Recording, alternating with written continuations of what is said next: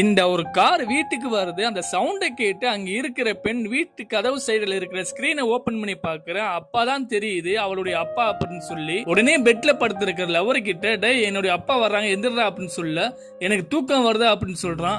டேய் என்னுடைய அப்பா வர்றாங்க எந்திரி எந்திரி அப்படின்னு சொல்ல டக்குன்னு எந்திரிக்கிறான். அப்புறமா அவனோட பேண்ட போட்டுக்கிட்டு ரூமுக்குள்ள இருக்கிற ட்ரெஸ் எல்லாம் எடுத்துட்டு வந்து பெட் மேல போடுறான். இவளு நீ என்ன பண்ணிட்டு இருக்க, உனக்கு கெஞ்சி கேட்கிறேன் இந்த வீட்டை விட்டு கிளம்பி போ அப்படின்னு சொல்ல, அவனுக்கு கிளம்பாம கொள்ளாம அந்த ரூமுக்குள்ள இருக்கிற ட்ரெஸ் எல்லாத்தையும் எடுத்து வந்து பெட் மேல போடுறான்.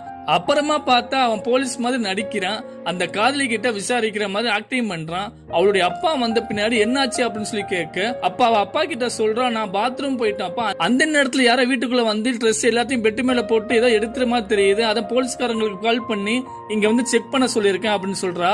அந்த போலீஸ்காரன், நீங்க எதுவும் கவலைப்படாதீங்க, உங்க வீட்டுல யார் யார் வேலை பாக்குறாங்களோ அவங்களுக்கு லிஸ்ட் கொடுங்க அப்படின்னு சொல்லி சொல்றான். அந்த அப்பா சொல்றாங்க, என்னுடைய மகள் உனக்கு தருவாங்க அப்படின்னு சொல்ல, சரி நான் கிளம்புறேன் அப்படின்னு சொல்லி இவன் கிளம்புறான். அப்படி அவன் போகும்போது அவளுடைய அப்பா டக்குன்னு என்ன செய்யறான், அங்க இருந்த பர்ஸை பார்த்துட்டு, சார் ஒரு நிமிஷம் வெயிட் பண்ணுங்க அப்படின்னு சொல்றான்.